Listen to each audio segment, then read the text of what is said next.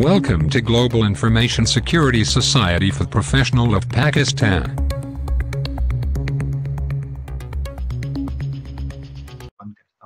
अगर आपका सवाल है अब नेक्स्ट स्टेप में मैं आपको एक केस है जो कि ऑटोप्सी के अंदर खोल के मैं आपको दिखाऊंगा। आप कोई सवाल या मैं आगे चलूं?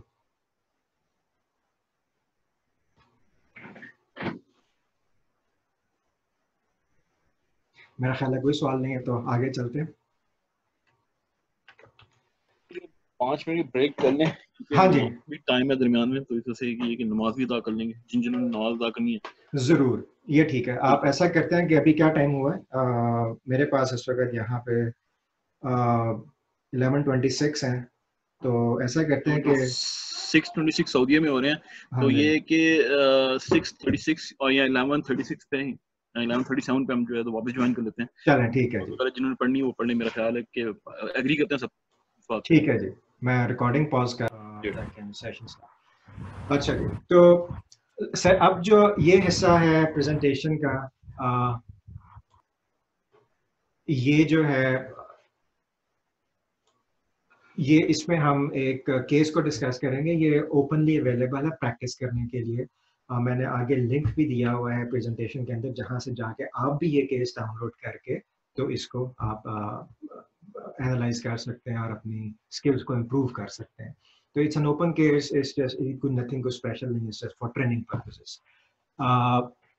तो अब इसमें एक सिनेरियो ये है कि ये आप देखेंगे कि सितंबर के महीने में 20 सितंबर 2004 को किसी को एक डेल का नोटबुक कंप्यूटर मिला जिसका सीरियल नंबर था VLQLW। और ये जिन साहब को मिला, ये वहाँ पे मिला जहाँ पे इसके अंदर एक PCMCI ये कार्ड लगा हुआ था, एक्सटर्नल एंटेना लगा हुआ था। और शक ये गुजरा कि ये जो कंप्यूटर था ये यूज हो रहा था हैकिंग के लिए। और ये बंदा जो था ये किसी कॉफी शॉप के बाहर स्टारबक्स में वहाँ पे कनेक्ट करके, तो जो लोग कॉफी पी रहे थे और वहाँ पे स्टारबक्स में बैठे हुए जो थे इंटरनेट भी ब्राउज कर रहे थे, उनकी ट्रैफिक को कैप्चर करके तो उनके क्रेडिट कार्ड, उनके यूजर नेम और उनके पासवर्ड जो था वो चोरी कर रहा था। तो ये केस है। तो अब देखें, सबसे पहली चीज कि आपका फोरेंसिक्स जो है पर्पस ड्रिवन होना चाहिए। तो पर्पस इसमें ये है कि एक बंदे को, ये किसी ऑर्गेनाइजेशन को ये लैपटॉप मिला, मे भी हो सकता है स्टारबक्स के मैनेजर को मिला हो कि भाई ये पड़ा हुआ था, ये बंदा क्या कर रहा था। तो उसने किसी इन्वेस्टिगेटर को हायर किया जिसने इस कंप्यूटर का इमेज लिया, और अब वो ये प्रूव करने की कोशिश कर रहा है कि आया कि ये बंदा एक्चुअली में यही काम कर रहा था बैठा हुआ। अब वो प्रूफ कैसे करेगा? वो उसको एनालाइज करेगा, उस केस को देखेगा, आर्टिफैक्ट्स को देखेगा, कौन वो बंदा था, ये कंप्यूटर किसके नाम पर रजिस्टर था, और उसका बंदे का निकनेम क्या था, ये सारी चीजें, कौन सा कार्ड कनेक्ट हुआ था, कौन कौन से सॉफ्टवेयर रन कर रहे थे, ये सारी चीजें जो है ना वो हम इसमें देखेंगे कि, और ये प्रूफ करेंगे कि ये बंदा यही काम कर रहा था। ठीक है जी, पर्पस, हमने पर्पस डिफाइन कर लिया। तो अब इसको देखने के लिए अब हमने करना क्या है कि हमने कुछ सवालों के जवाब देने हैं, डिटेक्टिव वर्क है। अब एज आपके पास इमेज आया, आपके पास वो इमेज आ गया। अब आपने सवाल है कुछ जिनका जवाब देना है कि भाई ये प्रूफ करने के लिए कि वाकई ये बंदा ये गलत काम कर रहा था, हैकिंग कर रहा था। तो हमने चूंकि हर चीज की इंफॉर्मेशन डॉक्यूमेंट करनी है, जैसा कि मैंने आपको पहले बताया कि हर चीज की इंफॉर्मेशन डॉक्यूमेंट, छोटी से छोटी, बड़ी से बड़ी, क्योंकि जब भी आप एविडेंस देते हैं तो everything needs to be documented. आप कोई चीज एज्यूम नहीं कर सकते। जहां पे आपने एज्यूम किया वहां पे आपका केस खत्म हो गया। आपके पास हर चीज का प्रूफ होना चाहिए। तो सबसे पहले हमने ये फाइंड आउट करना है कि ये ऑपरेटिंग सिस्टम कौन सा यूज कर रहा था, वो किस टाइम जोन में था, उसके कंप्यूटर का नाम क्या था, उसका कंप्यूटर लास्ट टाइम कब शटडाउन हुआ था, और उस कंप्यूटर के ऊपर कितने अकाउंट्स थे, who was the last user. ठहर, मैं पॉइंटर भी ऑन कर लूँ ताकि इजी हो जाए कि who was last user log on to that computer, उस कंप्यूटर पे कौन कौन से कार्ड्स जो थे वो कनेक्टेड हुए थे, और वो बंदा MIRC यूज कर रहा था। तो ये सारी चीजें जो है ना, ये डिफरेंट मे भी हम सारे ना कर सके, मगर हम कुछ को देखेंगे कि ये कैसे इंफॉर्मेशन हम निकाल सकते हैं। तो इनको देखने के लिए हम अब जाएंगे ऑटोप्सी के अंदर, जहां पे ये केस मैंने एनालाइज किया। मैं इसको बंद करता हूं, मैं इसको दोबारा से खोलता हूं। अच्छा, केस मैंने ऑलरेडी इंपोर्ट कर लिया है ऑटोप्सी के अंदर, बिकॉज जब ऑटोप्सी के अंदर इंपोर्ट करते हैं तो वो एक टाइम लेता है, क्योंकि उसने सारे डेटा के थ्रू सारी इमेज फाइल के अंदर गुजर के उनको एनालाइज करके डिस्प्ले करना होता है, तो वो टेक टाइम लेता है। तो मैंने वो कर लिया हुआ, मगर मैं आपको फिर भी शुरू से वहां तक दिखाता हूँ जहां से ऑटोप्सी जो है उसको खुद एनालाइज करता है। तो मैं सबसे पहले जाऊंगा, ऑटोप्सी खोलूंगा। अरे किधर गया ऑटोप्सी?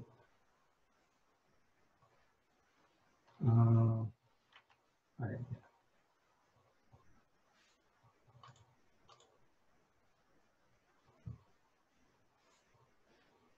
अब ये ऑटोप्सी मैंने टूल खोला है, जिसके अंदर मैं इसको एनालाइज करूंगा इमेज को। इमेज में आपको दिखा देता हूँ। ये बड़ा जरूरी है कि आप केस का प्रॉपर स्ट्रक्चर बनाएं। तो मैंने जो है अपना केस GISSP फोरेंसिक्स के फोल्डर के अंदर, हैकिंग केस के अंदर मैंने एक फोल्डर बनाया इमेज फाइल्स, और ये 2 इमेज फाइल्स जो कि मैंने FTK से एक्वायर की थी, उसने उनको बना के यहाँ पे रख दिया। और मैंने किस कंप्यूटर से निकाली थी उनका नाम मैंने लिख दिया कि ये डेल कंप्यूटर से मैंने निकाली। तो ये इमेज फाइल्स हैं, और इनकी फॉर्मेट होता है E01 और E02। मुख्तलिफ इमेज फॉर्मेट्स होते हैं, E01 भी होता है और DD फॉर्मेट भी होता है। तो बेसिकली उस सारी हार्ड डिस्क को एक कंप्रेस करके एक image file, forensically sound image file बन जाती है। तो ये मैंने इमेज फाइल्स मेरी पड़ी हुई। फिर मैं क्या करूंगा कि मैं एक, सॉरी मैंने बंद कर दिया, मुझे बंद नहीं करना था। तो मैंने एक फोल्डर बना लेना है जिसके अंदर मैं सारा एविडेंस, जिसके अंदर ऑटोप्सी जो है सारा डेटा स्टोर करेगी। तो उसके लिए मैंने एक फोल्डर बना लिया केस फाइल्स के अंदर। बस मैंने सिर्फ ये फोल्डर बनाया केस फाइल्स का। फिर जब मैंने ऑटोप्सी के अंदर उसको इंपोर्ट किया, तो ऑटोप्सी ने ये सारा फोल्डर स्ट्रक्चर खुद ही बना दिया। ये ऑटोप्सी ने सारा बनाया होगा। सो ऑटोप्सी लोड हो रहा है।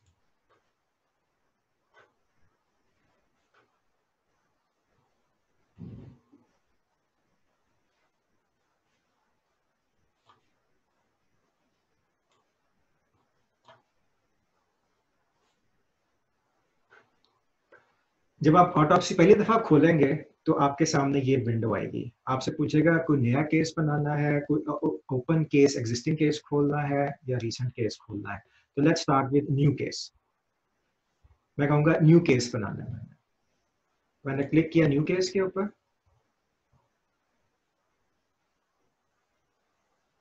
सिस्टम थोड़ा स्लो हुआ होगा मेरा। अब वो पूछेगा केस इंफॉर्मेशन क्या है, तो यहाँ पे मैं इसको केस का नाम दे देता हूँ, मिस्टर ईवन, या जो भी आपने केस का नाम देना है, या जो भी पर्पज है। इस केस का पर्पज था हैकिंग, तो मैंने लिख दिया हैकिंग। अच्छा, बेस डायरेक्टरी, मैंने आपको वो डायरेक्टरी स्ट्रक्चर दिखाया था, मैंने तो केस फाइल बनाई हुई है अलहदा से। तो मैं एक और फोल्डर बना लेता हूँ केस फाइल 2 के नाम से, और कहता हूँ कि जितनी भी ऑटोप्सी फाइलें स्टोर करेगा ना, वो इस फोल्डर के अंदर करेगा। और ये सिंगल यूजर है, और ऑटोप्सी मल्टी यूजर एनवायरनमेंट में भी रन करता है, और मगर हम सिंगल यूजर एनवायरनमेंट में इसको रन कर रहे हैं। मैंने कहा नेक्स्ट। अब वो पूछेगा केस का नंबर क्या है। मैं कहता हूँ जी केस का नंबर है 001। एग्जामिनर कौन है? इन केस मैं एग्जामिनर हूँ, मैं अपना नाम लिखूंगा, अपना फोन नंबर लिखूंगा, अपना ईमेल लिखूंगा, और अगर कोई मेरे नोट्स हैं तो वो मैं नोट्स यहाँ पे लिख लूंगा, और ये सारी इंफॉर्मेशन केस के साथ अटैच हो जाएंगी। और फिर मैंने किया फिनिश। अब जब मैं फिनिश करूंगा तो ये क्या करेगा, जो मैंने उसको केस का फोल्डर बनाया वहां पे ये डेटाबेस क्रिएट करेगा सारी इंफॉर्मेशन स्टोर करने के लिए। तो इस वक्त ये डेटाबेस बना रहा है केस की, बेसिकली केस को होल्ड करने के लिए डेटाबेस बना रहा है।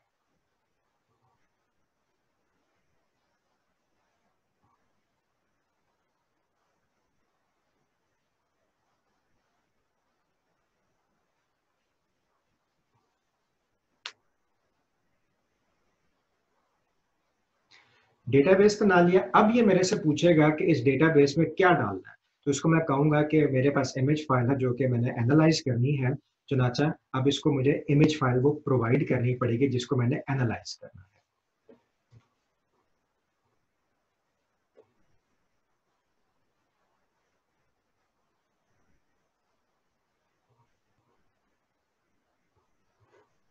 इतनी देर में ये काम कर रहा है, इतनी देर में मैं डेस्कटॉप 1 पे जाके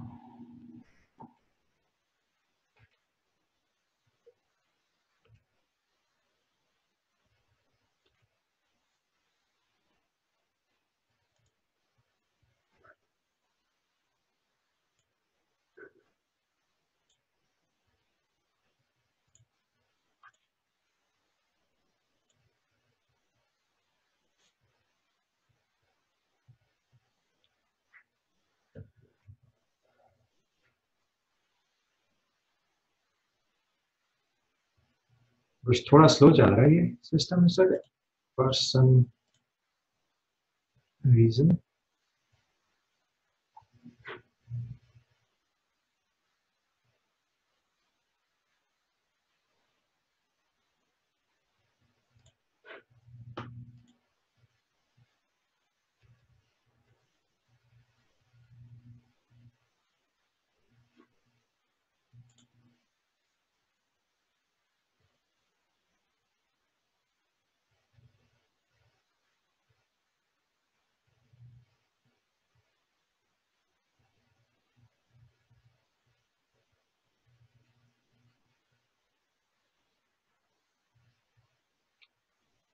ये एक विंडो यहाँ पे दिखाता है जिसके अंदर ये पूछता है कि आपने कौन सी ये आ गई।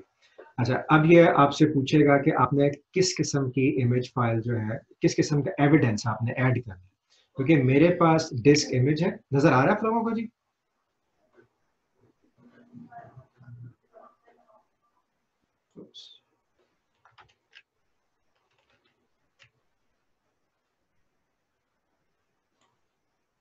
ओके, नजर आ रहा है। अच्छा, अब इसमें मैंने डिस्क इमेज बताना है, मैं कहूँगा नेक्स्ट। और इमेज फाइल्स मेरे पास, मैंने आपको बताया था कि मैंने यहाँ पे इमेज फाइल्स के फोल्डर के अंदर रखी हुई है, तो मैं ये सिलेक्ट करूंगा, ओपन करूंगा। इसको कहूंगा कि जो भी टाइम जोन है वो खुद ही पिकअप कर ले, और नेक्स्ट। अच्छा, टाइम ये लेता है यहाँ पे इंजेस्ट करने में। आप ये देखें कि इसके अंदर मुख्तलिफ मॉड्यूल्स हैं, कि जब ये डेटा इंजेस्ट करेगा, जब इमेज फाइल को अंदर लेकर आएगा, तो वो इन इन चीज़ों को देख के ऑटोमेटिकली एनालाइज करके आपके सामने रख देगा। Recent activities, hash lookup, file type identification, exif parser, keyword search, ये मैं नेक्स्ट करूंगा तो ये पार्सिंग शुरू कर देगा। तो मैं इसका अभी नहीं कर रहा क्योंकि ये तकरीबन 15 से 20 मिनट लेता है उसको एनालाइज करने में। तो अब मैं इसको बंद करता हूँ और मैं अपना केस खोलता हूँ जो कि मैंने ऑलरेडी एनालाइज इसके ऑटोप्सी में बना के रख दिया हुआ। मैं दोबारा जाता हूँ ऑटोप्सी में।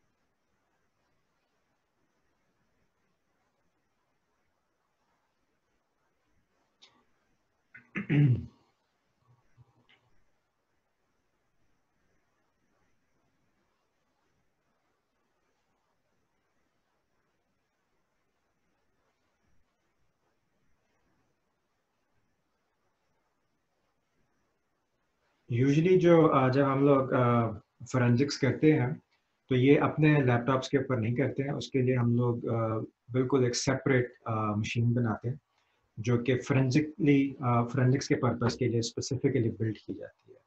उसके अंदर मुख्तलिफ बेतहाशा पोर्ट्स होती हैं, इनपुट डिवाइसेस होती हैं, और अच्छा पावरफुल प्रोसेसर। तो मैं अब अपना केस जो मैंने खोला हुआ था एक, वो ओपन करूंगा, जो कि ऑलरेडी ऑटोप्सी ने इंजेस्ट कर लिया है।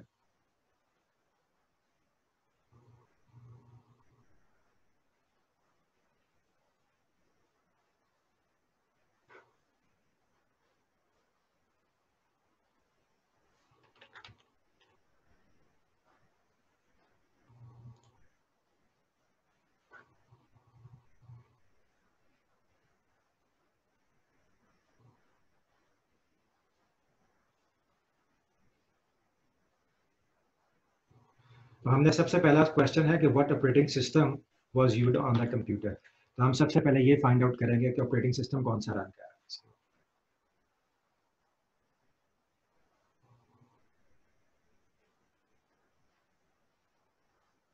अब ये मैंने केस खोल लिया। अब आप लेफ्ट साइड के ऊपर देखें, डेटा सोर्स नजर आ रहा है आपको, जिसके अंदर सोर्स में अंदर वो इमेज फाइल है जो कि हमने ऑटोप्सी के अंदर इंपोर्ट की है, इंजेस्ट की है। उसके अंदर उसके आपका अनएलोकेटेड स्पेस का वॉल्यूम नजर आ रहा है। ये आपको उसका सारा ऑपरेटिंग सिस्टम का डायरेक्टरी स्ट्रक्चर नजर आ रहा है यहाँ पे। उसके अलावा नीचे है तो मुख्तलिफ व्यूज नजर आ रहे हैं आपको, जिसके अंदर आप फिल्टर कर सकते हैं by extension, by MIME type, deleted files. ये ऑलरेडी आपको चीज़ें दिखानी इसने शुरू कर दी हैं उस फाइल के सिस्टम में, कि जो फाइल्स डिलीटेड थी वो उसने ऑलरेडी उठा ली हैं। तो आप यहाँ पे क्लिक करेंगे आप, तो राइट साइड के ऊपर इस विंडो के अंदर आपको वो फाइल्स सारी नजर आ रही हैं विद क्रॉस। ये आपको पता चल रहा है कि ये फाइल्स डिलीटेड हुई हैं। और नीचे वाली विंडोज के अंदर आपको उस फाइल की, इंडिविजुअल फाइल की डिटेल नजर आ रही है। यहाँ पे आप देख सकते हैं कि मुख्तलिफ फाइल्स के साइजेस हैं। कौन सी फाइलें जो हैं वो 50 से 200 MB के दरमियान है, कौन सी फाइलें जो हैं वो 200 MB से 1 GB के दरमियान में है, कौन सी फाइलें हैं जो 1 GB से बड़ी हैं। फिर रिजल्ट्स के अंदर आए तो आपको जो ऑटोप्सी ने खुद से एनालाइज करके चीज़ें डिफरेंट कैटेगरीज, डिफरेंट आर्टिफैक्ट्स डाल दी हैं, वो आपको नजर आ रहे हैं यहाँ पे। मसलन इंक्रिप्शन सस्पेक्टेड, उसने देखा कि हाँ ये 2 फाइलें थी जिनके अंदर इंक्रिप्शन हुई लग रही है, ये ऑटोप्सी ने खुद डिटरमिन किया। एक्सटेंशन मिसमैच डिटेक्शन, ये मैंने आपको बताया था कि आप बेशक फाइल की एक्सटेंशन चेंज कर दें, मगर जो उसका सिग्नेचर है वो आप नहीं चेंज कर रहे। तो वो उसने, उस बंदे ने असल जो इमेज था, वो जो फाइल थी वो थी इमेज फाइल थी, मगर उसने उसका नाम चेंज करके HTML किया हुआ है। तो मैं अगर इसके ऊपर क्लिक करूंगा सारे जिप फाइल, तो बेसिकली उसका एक्चुअल में इमेज मुझे उसने दिखा दिया है। तो किसी ने उसको रीनेम करके HTML किया हुआ था, मगर ऑटोप्सी ने चूंकि फाइल का सिग्नेचर देखा, उसको पता लग गया कि ये फाइल थी। आप इसके फाइल के मेटा डेटा में भी जा सकते हैं, आपको ये पता चल जाएगा कि ये फाइल है क्या। इसी तरह हेक्स के अंदर आप जाएंगे तो आपको ये देखें सिग्नेचर नजर आ रहा है। और जितनी भी GIF और GIF फाइल्स होती हैं वो 89AE से शुरू होती है, ये इस फाइल का सिग्नेचर है। ऑल्दो इस बंदे ने इसका चेंज किया एक्सटेंशन, मगर मुझे पता चल गया ऑटोप्सी के थ्रू कि ये असल में HTML फाइल नहीं, असल में ये GIF फाइल है। यहाँ पे मुझे पता चल गया कि कौन कौन से सॉफ्टवेयर इंस्टॉल हुए हैं इस सिस्टम के ऊपर उसने। अब हमारे केस का पर्पस ये था कि क्या ये बंदा हैकिंग कर रहा है कि नहीं कर रहा। उसको डिटरमिन करने के लिए हमने ये प्रूव करना है कि क्या इसके कंप्यूटर के ऊपर हैकिंग टूल्स थे या नहीं थे। अगर तो हैकिंग टूल्स नहीं थे तो इसका मतलब है कि ये बंदा जनरली हैकिंग नहीं कर रहा। मगर अगर हमें इसका एविडेंस मिलता है कि ये बंदा हम इस मफरूजे पे काम कर रहे हैं कि ये बंदा हैकिंग कर रहा था, और हमने उसको वेरीफाई कर लिया ये देख के कि इसके पास हैकिंग टूल्स इंस्टॉल थे सिस्टम्स के ऊपर। तो अब आप देखें इथीरियल, ये पैकेट स्निफर है। अब केस क्या था कि ये बंदा पैकेट स्निफ का है। इथीरियल जो टूल है वो यूज होता है पैकेट स्निफिंग के लिए, वो उसका एविडेंस हमें मिला। इसी तरह नेटवर्क स्टम्बलर, नेटवर्क स्टम्बलर जो है ये वायरलेस स्कैनिंग का एक टूल है, उसका एविडेंस हमें मिल गया कि ये बंदा जो था नेटवर्क स्टम्बलर यूज कर रहा था। इसी तरह लुक एट लैन, ये एक और टूल है जो कि हैकिंग के लिए यूज होता है। तो इस तरह हमने देखा केन एनेबल, ये एक और टूल है। हमें देखा कि कितने सारे हैकिंग के टूल्स हमें इस बंदे के सिस्टम के ऊपर मिले। इससे हमें ये साबित करने में पता, एक एविडेंस को प्रूव करने में हमें पता चला कि ये बंदा वाकई इसकी ये गड़बड़ कर रहा था। अच्छा, पहला क्वेश्चन हमने बताना है कि इसका ऑपरेटिंग सिस्टम कौन सा यूज कर रहा है। तो आप ये देखें कि ऑटोप्सी ने ऑटोमेटिकली इंफॉर्मेशन बड़ी इजीली हमारे लिए लेआउट कर दी है। तो मैं जाता हूँ ऑपरेटिंग सिस्टम इंफॉर्मेशन के ऊपर, और यहाँ पे जाके ऑटोमेटिकली उसने रजिस्ट्री से ये इंफॉर्मेशन, सॉफ्टवेयर जो रजिस्ट्री का हाइव था उससे निकाल के पार्स करके ये इंफॉर्मेशन हमें दिखा दिया। हमें पता चल गया कि ये बंदा ऑपरेटिंग सिस्टम यूज कर रहा था विंडोज XP, और उसकी डेट और टाइम इंस्टॉलेशन जो थी वो ये थी यहाँ पे वो इंस्टॉल हुआ था, उसकी विंडोज की प्रोडक्ट आईडी ये थी। और अब आप ये देखें कि इस बंदे का नाम भी लिस्टेड हुआ है कि ये विंडोज ऑपरेटिंग सिस्टम इस बंदे के नाम पे रजिस्टर हुई है। तो ये हमारे पास एविडेंस आ गया। उसके बाद हमने एविडेंस डिटरमिन कर लिया, डेट ऑफ ऑपरेटिंग सिस्टम वो डिटरमिन कर ली। हमने ये देखा कि रजिस्टर्ड ओनर कौन सा डिटरमिन करना था, वो हमने डिटरमिन कर लिया कि इस बंदे का नाम ग्रेग शॉर्ट है। ठीक है, अब हमने देखना है कि इस कंप्यूटर के ऊपर अकाउंट्स कौन कौन से इंप्लीमेंट हुए थे।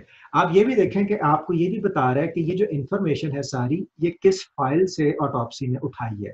तो ये उसने उठाई है सिस्टम 32 के अंदर, कन्फिग के अंदर सॉफ्टवेयर का जो रजिस्ट्री हाइव है, वहां से उसने पार्स करके ये इंफॉर्मेशन हमें इसने यहाँ पे दिखा दिया। आप ये एप्लीकेशन के ऊपर क्लिक करेंगे तो एक्चुअली आपके पास ये रजिस्ट्री खुल जाएगी जहां से इसने ये इंफॉर्मेशन उठाई है।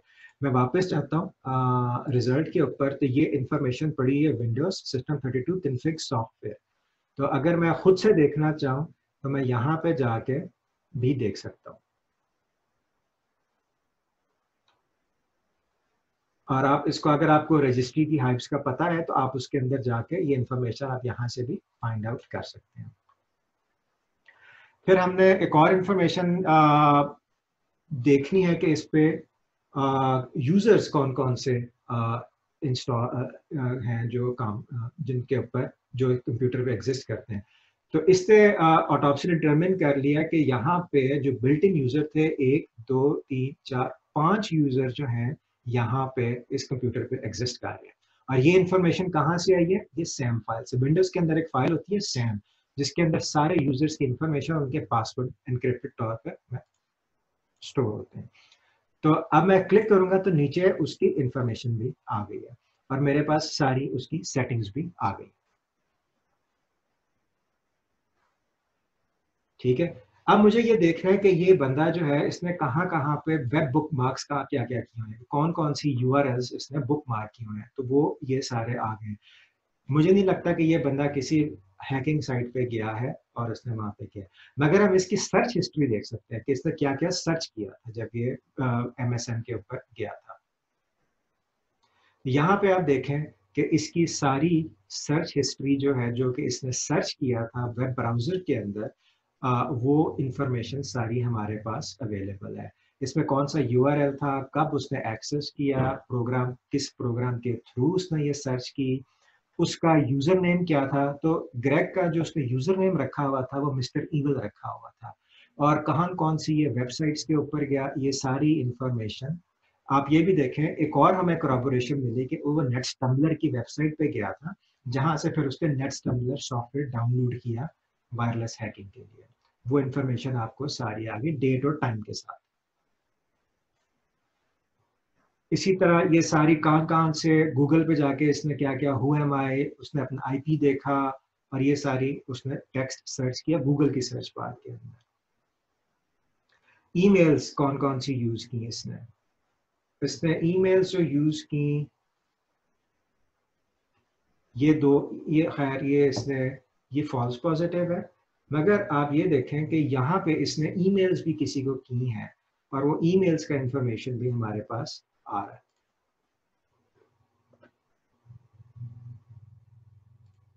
और जितने भी ईमेल एड्रेसेस ऑटोप्सी को मिले इस इमेज के अंदर, वो ऑटोप्सी ने निकाल लिए। सारे हो सकता है वैलिड ना हो, थोड़ी आपको खुद भी सर्च करनी पड़ेगी, मगर इस रेगुलर एक्सप्रेशन जो आपको ये नजर आ रही है, इस रेगुलर एक्सप्रेशन को यूज करते हुए ऑटोप्सी ने ये सारे स्ट्रिंग्स जो उसको लगता था कि ईमेल एड्रेस है वो निकाल लिया।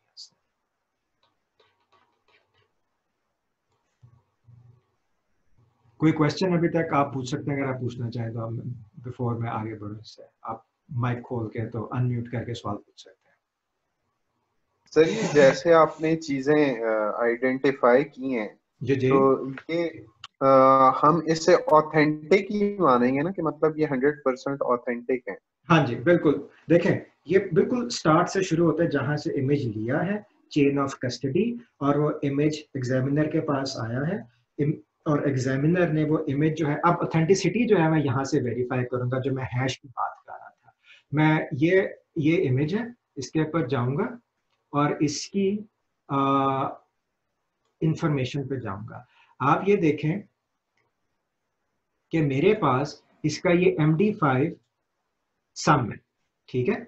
और ये MD5 सम जो है ना, जो जिस बंदे ने इमेज एक्वायर किया था ना, ये उस वक्त ये कैलकुलेट करेगा और वो ये स्ट्रिंग आएगी MD5 की, ठीक है।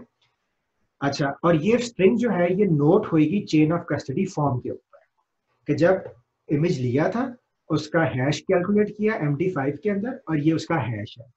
अब जब एग्जामिनर वो इमेज लेगा तो उसका वो फिर MD5 कैलकुलेट करेगा। अगर तो वो सेम आया है MD5 तो इसका मतलब है कि वो इमेज ऑथेंटिक है।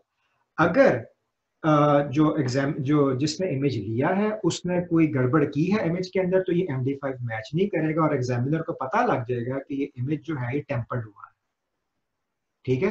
तो इसीलिए चेन ऑफ कस्टडी जो है ना वो बड़ी इंपॉर्टेंट है फोरेंसिक्स इमेज लेने के लिए।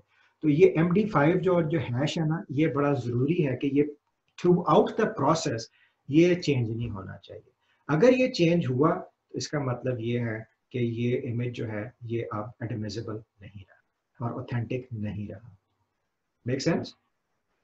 रेहान भाई, जी सर। अगर हमने एक वर्जन पे हैश लिया है, अगर हमने हमारा और जो फोरेंसिक का टूल है वो चेंज हुआ है, तो वो हैश डिफरेंट नहीं होगा या वही हैश नहीं, रहेगा? देखिए हैश जो है ना वो टूल डिपेंडेंट नहीं है, हैश है एल्गोरिथम डिपेंडेंट। यहाँ पे जो एल्गोरिथम वो यूज कर रहा है वो MD5 है। अगर मैं इसका ऑटोप्सी पे जो आपको ये नजर आ रहा है ना MD5, अगर मैं लिनक्स ऑपरेटिंग सिस्टम के ऊपर जाके मैक के ऊपर जाके MD5 टूल रन करूंगा ना, इवन ऑपरेटिंग सिस्टम डिफरेंट है, टूल्स डिफरेंट है, हैश भी आएगा अगर इमेज टेम्पर नहीं हुआ। कैलकुलेशन जो है ना वो सेम रहती है, तो ये टूल डिपेंडेंट नहीं है। यहाँ पे आपको उसकी एक समरी भी दे रहा है इमेज की कि कितनी इमेजेस निकले, कितनी वीडियोस आए, कितनी ऑडियोज आए, कितने डॉक्यूमेंट्स आए, कितनी एग्जीक्यूटेबल्स आए।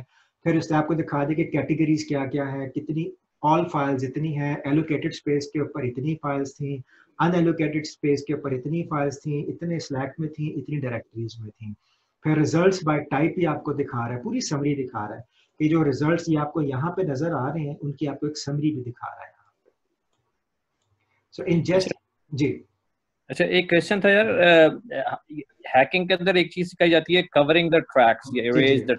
जी जी। तो अगर हैकर कोई ऐसा है जिसने इरेज कर दिया है ट्रैक्स या कवर कर दिया है, तो वो भी इस चीज के इसके अंदर आएगा या वो इसके अंदर नहीं आएगा? वो इसके अंदर नहीं आएगा। इसके अंदर एक और टेक्निक उसको कहते हैं एंटी फोरेंसिक्स टेक्निक्स होती है वो।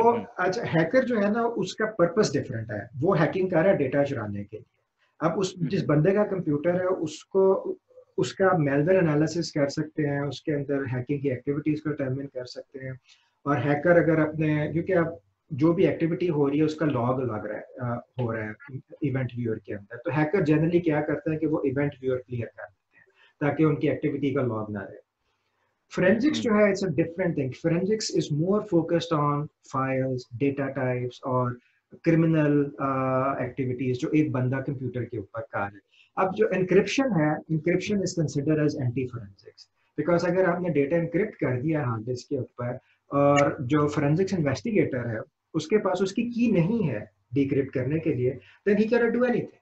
Right? So encryption is an anti-forensics measure. इसीलिए मैं हमेशा अपने कंप्यूटर की हार्ड डिस्क हमेशा एनक्रिप्टेड रखता हूँ। इसीलिए ये नहीं कि मैं कोई नेफेरियस एक्टिविटीज कर रहा हूँ। अगर मेरा कंप्यूटर चोरी हो जाता है, मेरा लैपटॉप चोरी हो जाता है, किसी के पास चला जाता है, मेरी हार्ड डिस्क है, मेरा डेटा पड़ा हुआ है, लैपटॉप की मुझे परवाह नहीं है, मुझे वो बंदा और भी ले लेता है। असल जो वैल्यू चीज है वो आपका डेटा है, आपका पर्सनल डेटा है, आपकी तस्वीरें हैं, आपके डॉक्यूमेंट्स हैं। तो आपको हमेशा मैं एडवाइज करता हूँ कि अपना कंप्यूटर जो है ना वो फुल डिस्क एन्क्रिप्शन रखा है। Cool. Thanks. अस्सलाम वालेकुम। जी रेहान भाई, कुछ थोड़ा राइट ब्लॉकर्स के बारे में बताएंगे कि राइट ब्लॉकर्स कैसे यूज कर सकते हैं, कहाँ यूज कर सकते हैं और क्या एडवांटेज है उसका? हाँ जी, राइट ब्लॉकर्स जो है ना वो मैं आपको उसकी शक्ल भी दिखा देता हूँ किस तरह के होते हैं। आपको ये नजर आ रहा है इंटरनेट एक्सप्लोरर जो मैंने अभी खोला?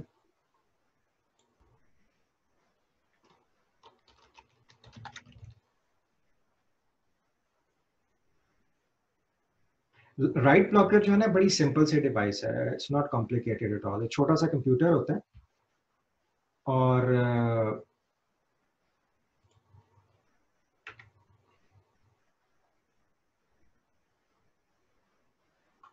जब तक ये खुलता है मैं आपको, वैसे राइट ब्लॉकर जो है बेसिकली वो डेडिकेटेड डिवाइस है फोरेंसिक्स का इमेज लेने के लिए, ये उसकी डेफिनेशन है।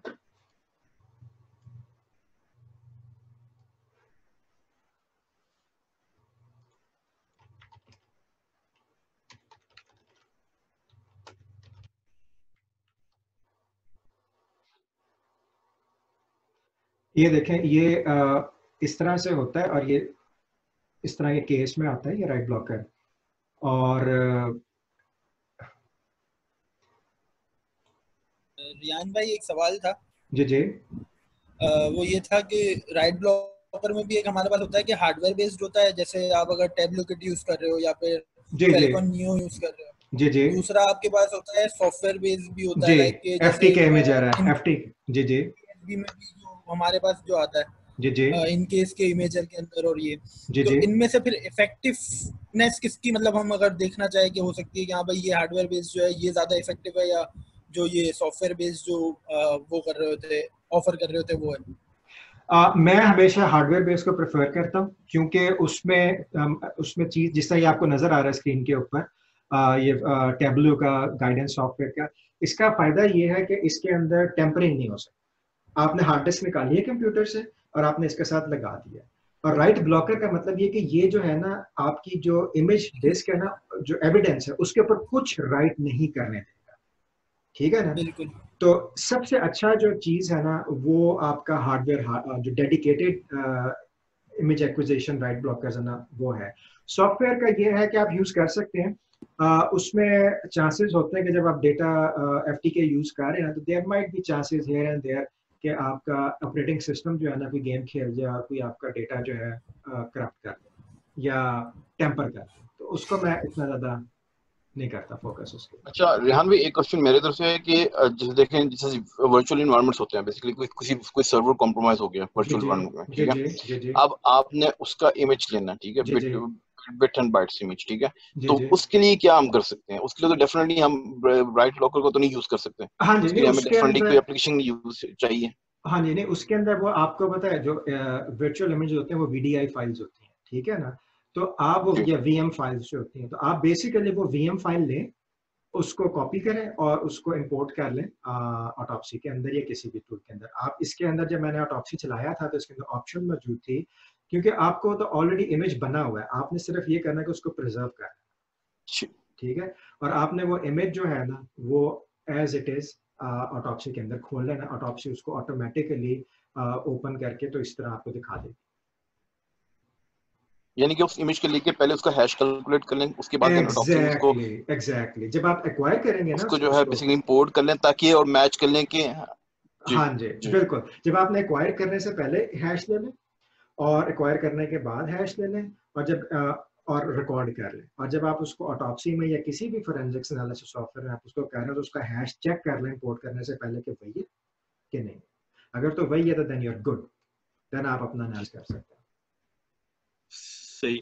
अच्छा, हैश जो है कैलकुलेट करने के लिए ओपन सोर्स टूल्स तो काफी हैं, ठीक है, लेकिन वन ऑफ द जो अच्छा ओपन सोर्स टूल है जिसका जो रिजल्ट जो है अब तक वो फॉल्स बिलीफ कम हो, ठीक है, वो कोई ऐसा हैश जो है ना वो एल्गोरिथम पर डिपेंड करता है, ठीक है। MD5 शायद, तो it does not matter open source है या क्लोज सोर्स है, इट डज नॉट मैटर। आपकी विंडोज के अंदर भी ये टूल मौजूद है, आप विंडोज की कमांड प्रॉम्प्ट पर जाके MD5 लिखें तो आप कर सकते हैं, तो इट डज नॉट मैटर।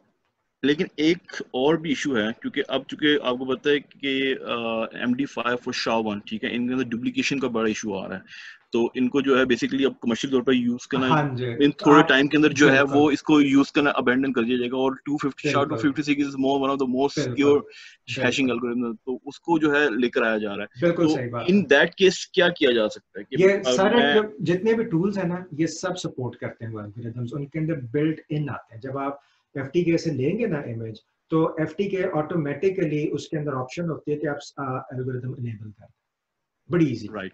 तो आपका बस वहां से हैश कैलकुलेट हो जाएगा ऑटोमेटिक। ये अब सारी चीजें बिल्ट इन आ रही हैं, आपको कुछ करने की जरूरत नहीं। Right, thank you. ये देखें, मैं आपको दिखाना चाह रहा था कि इमेज, डिस्क इमेज और वीएम फाइल, तो वो वीएम फाइल भी आप इंपोर्ट कर सकते हैं इसके अंदर वर्चुअल मशीन। ठीक है जी। अच्छा, तो अच्छा, उसके अलावा आप अगर आप इसके अंदर टाइमलाइन क्रिएट करना चाहते हैं, जो मैं टाइमलाइन का जिक्र कर रहा था आपसे, let's first look at communications. मैं ऑटोप्सी के अंदर आप सिंपल यहाँ पे कम्युनिकेशंस पे क्लिक करें, ऑटोप्सी जो है वो ऑटोमेटिकली एक ये विजुअलाइज आपको खोल देगा, और आप इसमें सिर्फ 2 ईमेल्स मिली हैं, तो आपको बेसिकली ये बता देगा कि कम्युनिकेशन हुई कैसे है। ठीक है, आपका अंदर ये डायग्राम पूरी बना के बता देगा।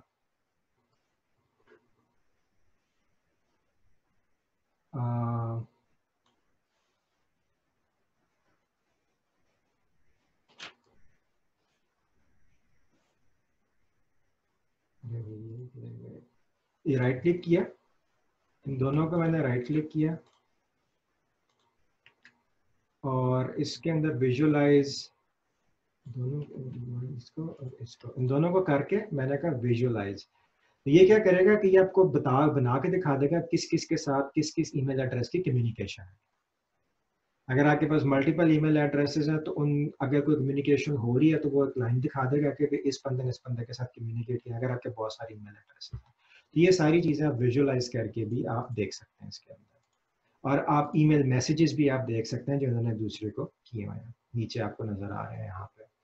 अगर कोई कॉल्स हैं और ये हैं, वो सारी चीज़ें भी आपको नज़र आ जाएंगी। इसके अलावा अगर आपके पास जिस तरह गूगल इमेजेस हैं या इमेज फाइल्स हैं, आपको पता है कि इमेज जितनी भी फाइल्स होती हैं, जब आप अपने फ़ोन से तस्वीर लेते हैं तो फ़ोन जो है वो जीपीएस का डेटा जो है वो इमेज के अंदर एम्बेड करता है, उसको एग्जिफ इंफॉर्मेशन कहते हैं।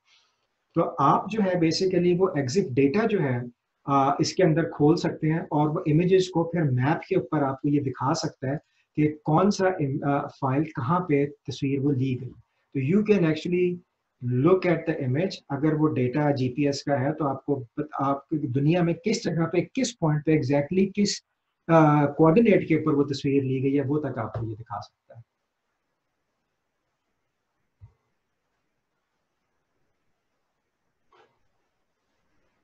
यहाँ पे इमेज एंड वीडियोस गैलरी के अंदर आप सारे इमेजेस देख सकते हैं जो भी इसको ऑटोप्सी को ड्यूरिंग इंजेक्शन के उसको जो मिले थे, वो आपको ये सारी इंफॉर्मेशन इसके अंदर इमेज गैलरी के अंदर आपको ये दिखा सकता है।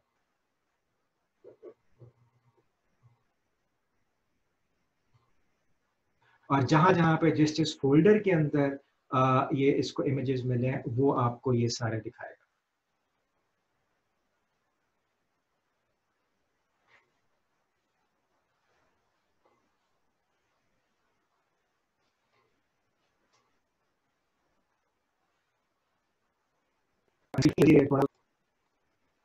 तो आपको साथ इमेज की एग्जिट इंफॉर्मेशन जो कि इमेज की आपको नजर आ रही है, आपको नजर आ जाए तो कहते हैं आपको एविडेंस, क्योंकि आपने सारा कुछ तो रिपोर्ट में नहीं प्रेजेंट करना होता, तो जो चीजें आप टैग कर सकते हैं तो सिर्फ रिपोर्ट में वही चीजें आएंगी जो आपने टैग की हैं, और जो आप टैग करते जाएंगे एविडेंस वो यहाँ पे आपको नजर आता जाएगा। मैं आपको बता देता हूँ, मतलब जिस तरह ये एक है, मेरा ख्याल है फर्ज करें कि ये एक एविडेंस है, मैं इस पर राइट क्लिक करूंगा और इसको मैं इसको टैग लगा दूंगा। टैग में से डिफरेंट दी हुई है, मैं न्यू टैग भी क्रिएट कर सकता हूँ। मैं टैग का नाम देता हूँ ब्राउजिंग हिस्ट्री और इसको मैं अनकैटेगराइज करके फॉर लेटर यूज इसको कर देता हूँ। जब मैंने इसको किया तो it should show up over here in tags. ये मैंने अपना खुद से टैग बना लिया। इस तरह डिफरेंट टूल्स हैं। फाइल डिस्कवरी है जो कि आप इसके अंदर देख सकते हैं, ये सारी फाइलों को आपको दिखा देगा। जिस तरह हमने कम्युनिकेशंस को देखा, इमेज एंड व्यूज को देखा, ये सारी फाइल्स आपको दिखा देगा यहाँ पे। तो मैं इसको बंद कर रहा हूँ। कोई क्वेश्चन अभी तक? सर बहुत बहुत शुक्रिया। क्वेश्चन शायद किसी का आई डोंट नो होगा कि नहीं, लेकिन माशाल्लाह बहुत अच्छा सेशन था और काफी लंबा गया है। अच्छा। और लोगों का इंटरेस्ट है अभी तक माशाल्लाह इसके अंदर, तो आपने अच्छा एक्सप्लेन किया माशाल्लाह। Thank you sir. चलो जबरदस्त, थैंक यू वेरी मच। तो ऐसा है कि मेरा ख्याल है कि we are end of the session. Sir एक क्वेश्चन था। जी जी। ओप्स, ये क्या हुआ? ये तो हमने अभी मतलब कि सारा एक इमेज फाइल को हमने सारा वेरीफाई किया, तो हमने मतलब कि टोटली वेरिफिकेशन की तो नहीं है ना कि मतलब कि ये जो सिस्टम जो यूज कर रहे थे, जो इमेज फाइल थी, क्या वो हैकिंग के लिए यूज हुई है या किसके लिए यूज हुई है, वो हम नहीं आइडेंटिफाई कर सके ना। वो कर लिया ना मैंने आपको बताया ना कि वो उसके पास नेट स्टम्बलर था, और अब मेरा कंप्यूटर ही उल्टा सीधा हो गया, तो मैं उसको सीधा करने की कोशिश नहीं ठीक है, तो वो तो मैंने देखा हुआ है। अच्छा अच्छा, तो मतलब कि हाँ उसके जी, पास अब देखें हैकिंग टूल्स उसके पास KN एनेबल मैंने आपको दिखाया था, KN एनेबल टूल्स उसके कंप्यूटर पे इंस्टॉल हुआ था, नेट स्टम्बलर इंस्टॉल हुआ था उसके कंप्यूटर के ऊपर, इथीरियल इंस्टॉल हुआ था उसके कंप्यूटर के ऊपर। तो ये चीजें एविडेंस प्रोवाइड करती हैं कि ये बंदे के इंटेंशंस जो थी वो यही। अच्छा, सिर्फ टूल्स के ऊपर हम डिपेंडेंट हैं, मतलब कि हाँ और जी, इससे ज्यादा मतलब कि आपने एविडेंस एस्टैब्लिश करा ना, आपको शक गुजरा कि भी ये बंदा जो था ये जरूर गलत काम कर रहा है और इस तरह से है, और आपने उस शक को corroborate किया है उसके एविडेंस से। ये एक केस है। अब आपने खुद देखा, आपको अंदाजा होगा कि ये जो डिजिटल फोरेंसिक्स है ना, इट्स नॉट इजी। इसका केस प्रूफ करना जो अदालत में है ना, बड़ा मुश्किल होता है। जी जी जी, तो ये क्योंकि टूल्स को कोई भी रख सकता है, इट्स नॉट मतलब कोई हाँ जी लाजमी तो नहीं, किसी के पास भी हो सकता है। आपने बिल्कुल बड़ा अच्छा सवाल किया। अब जो लॉयर है ऑपोजिट मेरे खड़ा हुआ, तो वो मुझे कह के भी टूल से कोई भी रख सकता है, क्या प्रूफ है? हमें टूल से मेरे कंप्यूटर पे भी हो सकते हैं, फलाने के भी कंप्यूटर पे हो सकते हैं। तो यहाँ पे फिर आपकी जो है ना एक्सपर्ट विटनेस, आपका एविडेंस, उसको corroborate करना, उस एविडेंस को प्रेजेंट करना, ये सारी चीजें फिर वहां पे आती हैं। सर इसमें मैं थोड़ी सी बात करना चाहता हूँ। जी जी जरूर। शाजेब, ये जस्ट एक ओवरव्यू सेशन है जिसमें एक आइडिया दिया है कि ऐसे इसको एनालाइज करना है। अब डेफिनेटली अभी आपने देखा हमें 2 घंटे हमारे लग गए, 2 घंटे 20 मिनट तकरीबन। तो definitely it's not enough time. तो नॉर्मली जब लोग एक्चुअली केस पे काम करते हैं तो वो पूरा दिन लगाते हैं, एक 8-8 घंटे लगाते हैं उसके ऊपर ना। तो मजीद इसके ऊपर मजीद अगर वो इस इमेज को देखें आप और डीप जाएंगे तो उसमें कुछ ना कुछ और मिल जाएगा। किस वाईफाई को कनेक्ट किया उसने, कैसे किया उसमें, और क्या किया, मतलब वो इस पे है कितना टाइम आप लगा सकते हैं। तो सर ने हमें एक आइडिया दे दिया, आपको आइडिया दिया कि स्टार्ट कैसे करना है, कौन सा टूल है, कैसे स्टार्ट करना है, कुछ एक आइडिया दिया।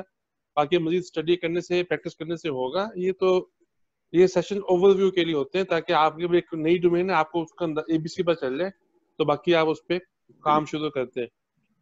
लेकिन जो एक्चुअल लोग काम करते हैं वो एक घंटे लगाते हैं। जैसे आप खुद ध्यान से बता सकते हैं कि एक केस पे कितने दिन लगते होंगे इन लोगों के, ताकि उसमें से सीधे निकल के आ सके। बिल्कुल ऐसे ही।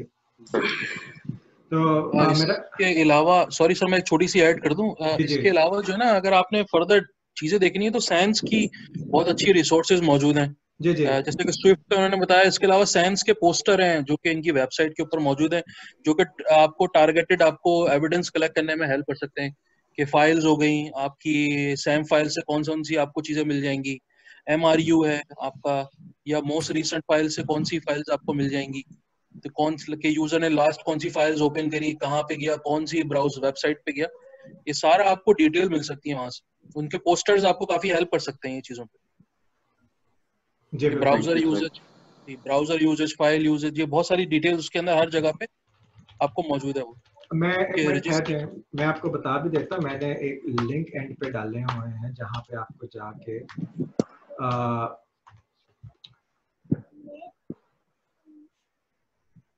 अच्छा इसमें नहीं है। मैं आपको बाद में ग्रुप में पोस्ट कर दूंगा, एक लिंक है यूट्यूब का, वहां पे काफी अच्छी इंफॉर्मेशन आपको मिल जाएगी फोरेंसिक्स के ऊपर, काफी फोरेंसिक्स फोकस ट्रेनिंग है इसके। सर मैं यहाँ पे ऐड कर दूं, एक लिंक है यूट्यूब, अगर जाएंगे तो 13 क्यूब्ड के नाम से एक ग्रुप है, आप उसको जाकर सब्सक्राइब कर लें। उसके ऊपर आपको जो है रिलेटेड टू स्विफ्ट जो है, जितने भी स्विफ्ट के टूल्स वगैरह हैं वहाँ पे इंफॉर्मेशन उसकी मिल जाएगी, ठीक है। और वो हैंड ऑन एक्सपीरियंस रहेगी, वहाँ पे रियल टाइम पे वो टेस्ट करके बताते हैं बेसिकली। ऑथर है और वो काफी अच्छा और डिटेल में जाके जो है हर चीज को बताता है। बिल्कुल जी, मैं फैमिलियर हूं उससे, बिल्कुल जी बिल्कुल 13 क्यूब। तो वो बेसिकली जाके आप जिसने भी वहां से इंफॉर्मेशन नहीं तो काइंडली रेफर करें उस ग्रुप से, उसको ऐड कर लें, क्योंकि वो जो है वीकली बेसिस या बाई वीकली जो है वो वहाँ पे ट्रेनिंग्स वगैरह वीडियोस वगैरह ऐड करते हैं और with tools testing as well.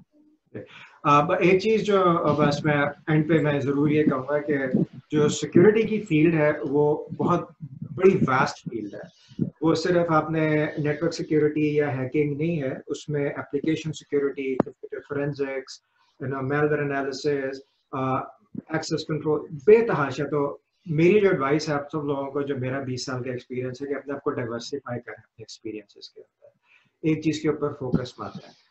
तो डाइवर्सिफिकेशन बड़ी जरूरी है अपनी चीजों के अंदर जो भी आप कर रहे हैं। सर लेकिन मुश्किल ये है कि वो इतनी हर चीज स्पेशलाइज नहीं कर सकते। नहीं, आप करने की भी जरूरत नहीं है। एज अ कंसल्ट, जब आप as a security consultant job करते हैं ना, you don't need to be expert, but you need to know enough. आपको प्रिंसिपल्स पता होने चाहिए कि आप कर क्या रहे हैं, मगर you should know enough of everything. क्योंकि जो अभी जैसे आपने विंडोज का बताया, इसी तरीके से फिर लिनक्स की अलग है, एंड्रॉइड की अलग है, मेमोरी की इतनी डिटेल्ड है कि वो आप बस उससे ही चले जाएं और वो एंडलेस हो जाता है फिर। एग्जैक्टली सही कह रहे हैं। ठीक है जी, तो मेरा ख्याल है सेशन को कंक्लूड करें। शहजाद साहब, are you okay concluding the session? Sir बहुत बहुत शुक्रिया अगेन, माशाल्लाह आपने देर लगी आने में तुमको, शुक्र है फिर भी आए तो माशाल्लाह बहुत अच्छा सेशन हो गया सर। बहुत बहुत शुक्रिया जी। आपको याद हो आपके साथ में कितने महीनों से इन टच था, पहले हम करेंगे जरूर, अल्हम्दुलिल्लाह फैंटास्टिक हमने करना था, लेकिन हमने फोरेंसिक का सेशन कर दिया। तो माशाल्लाह I think we should have more session with you. आपका जो स्टाइल इज वेरी गुड, आपने बड़े अच्छे तरीके से चीजें एक्सप्लेन की हैं, बड़े कूल माइंडेड आसान अल्फाज में। क्यों सबको हमसे इत्तेफाक हो गया इस बात से। बेहतरीन था अल्हम्दुलिल्लाह सर, जबरदस्त। आपका तरीका बहुत अच्छा था माशाल्लाह एक्सप्लेन करने का। तो आई होप कि आप हमारे लिए मजीद कुछ सेशन करें जरूर, तो और लोगों को फायदा हो। अरे बहुत बहुत शुक्रिया, थैंक्स अ लॉट सर, मौका देने का बहुत बहुत शुक्रिया और सबके आने का बहुत बहुत शुक्रिया सर। शुक्रिया सर, स्टे सेफ इंशाल्लाह, अल्लाह ताला खैर करे, सेहत तंदुरुस्ती दे आपको सर, माशाल्लाह से। बहुत शुक्रिया जी, बहुत शुक्रिया सर, बहुत बहुत। अच्छा जी, अस्सलाम वालेकुम, बहुत बहुत शुक्रिया, अल्लाह हाफिज। अल्लाह हाफिज।